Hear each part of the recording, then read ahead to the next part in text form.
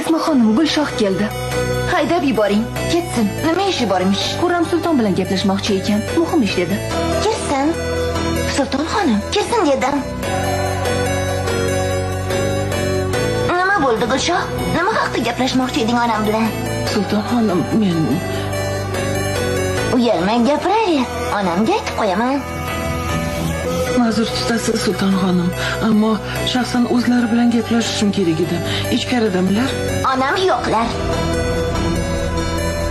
Qayerga ketdilar? Men Meni so'roq qilyapsanmi? Modomiki gapirmasang, yo'qol bu yerdan. Gulshoh, Labbay Sulton xonim. xonamning ta'miri bilan kim shug'ullanadi? Men Sulton xonim, agar biron istagingiz bo'lsa, Albatta bor. Seni didingga ishonarmidim? Orzu qilma. Senga quloq solmaydilar. Topaman albatta. Lekin bundan nima foyda menga?